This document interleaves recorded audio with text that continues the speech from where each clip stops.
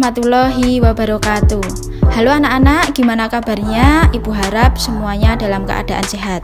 Pada kesempatan kali ini, Bu Palupi akan membahas materi bab 4 pelajaran PKN, yaitu tentang keberagaman suku, agama, ras, dan antar golongan dalam bingkai Bhinneka Tunggal Ika.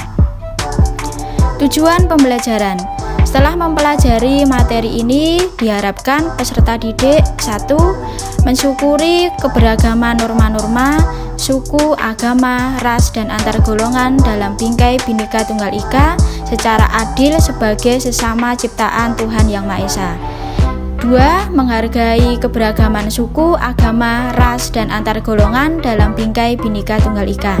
3. Mengkarakteristikan keberagaman suku, agama, ras, dan antar golongan dalam Bhinneka Tunggal Ika.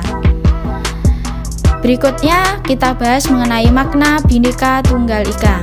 Sejarah tentang semboyan Bhinneka Tunggal Ika tidak akan terlepas dari lambang negara kita, yaitu Garuda Pancasila. Jika anak-anak melihat gambar burung Garuda Pancasila, di situ terdapat pita yang bertuliskan Bhinneka Tunggal Ika. Bhinneka Tunggal Ika memiliki arti berbeda-beda namun tetap satu. Semboyan Bhinneka Tunggal Ika digunakan untuk menggambarkan persatuan dan kesatuan bangsa dan negara kesatuan Republik Indonesia. Semboyan Bhinneka Tunggal Ika itu sendiri sebenarnya sudah ada sejak masa Kerajaan Majapahit, yaitu tertulis dalam kitab Sutasoma karangan Empu Tantular. Keberagaman dalam masyarakat Indonesia. Indonesia adalah negara kepulauan yang memiliki sekitar 17.508 pulau dengan luas wilayahnya mencapai 5.193 juta kilometer persegi dengan jumlah penduduk kurang lebih 228 juta jiwa. Berikutnya adalah faktor penyebab keberagaman masyarakat Indonesia. Faktor penyebab keberagaman masyarakat Indonesia antara lain letak strategis Indonesia, keadaan geografis, perbedaan kondisi alam, dan sikap terbuka masyarakat Indonesia.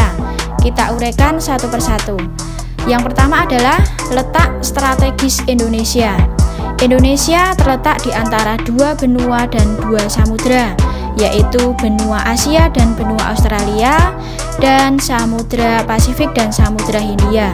Hal ini menyebabkan Indonesia menjadi lalu lintas jalur perdagangan di dunia. Para pedagang dari bangsa asing datang ke Indonesia tidak hanya untuk berdagang, mereka ada atau punya tujuan lain seperti menyebarkan agama, sehingga di Indonesia terjadi atau terdapat beraneka ragam agama. Selain itu, ada juga para pedagang yang menetap kemudian menikah dengan orang Indonesia yang menyebabkan terjadinya keragaman suku bangsa di Indonesia. Yang kedua adalah keadaan geografis. Indonesia terdiri dari beribu-ribu pulau yang terpisah. Ini menyebabkan adanya hambatan hubungan antar masyarakat.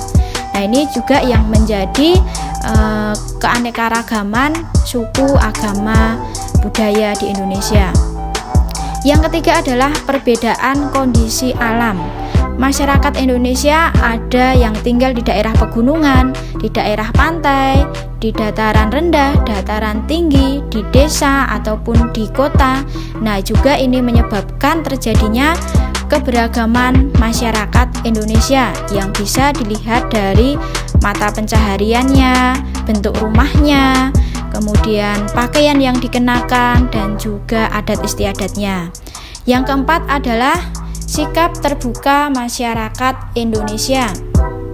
Masyarakat Indonesia ada yang dengan terbuka atau dengan mudah bisa menerima budaya asing yang masuk ke Indonesia, tetapi ada juga yang mempertahankan budaya Indonesia yang menyebabkan terjadinya keragaman budaya di Indonesia. Berikutnya adalah keberagaman dalam masyarakat Indonesia, itu meliputi suku bangsa, agama, ras, dan antar golongan. Suku bangsa di Indonesia, ya, suku bangsa atau yang biasa disebut dengan etnik, itu di Indonesia banyak sekali, seperti suku Dayak, suku Jawa, suku Aceh, suku Dani, suku Bugis, dan masih banyak lagi. Yang kedua adalah agama. Masyarakat di Indonesia menganut berbagai macam agama seperti agama Islam, Kristen Protestan, agama Katolik, agama Hindu, agama Buddha, dan agama Konghucu. Yang ketiga adalah ras. Ras adalah golongan berdasarkan dengan ciri fisik dan juga garis keturunan. Di Indonesia sendiri ada beberapa macam ras seperti ras Asiatik, Mongoloid, ras Malayan Mongoloid, ras Melanosoid, dan ras Kaukasoid. Yang keempat adalah antar golongan. Antar golongan di sini yang dimaksud adalah stratifikasi sosial. Jadi stratifikasi sosial di Indonesia atau kelas sosial itu ada kelas sosial atas, kelas sosial menengah, dan kelas sosial bawah. Dan ini juga yang biasanya menyebabkan terjadinya konflik di masyarakat Indonesia. Di dalam kebudayaan terdapat unsur-unsur universal seperti sistem mata pencaharian, sistem teknologi, bahasa, kesenian, sistem pengetahuan, dan religi. Keanekaragaman masyarakat Indonesia yang memiliki suku bangsa, ras, agama, dan budaya yang berbeda ini hendaknya jangan dijadikan pembeda tetapi sebagai kekayaan dari bangsa Indonesia. Nah, demikian tadi pembahasan dari saya. Semoga bermanfaat untuk anak-anak dan anak-anak bisa memahaminya. Kita ketemu lagi di pertemuan berikutnya. Terima kasih. Wassalamualaikum warahmatullahi wabarakatuh.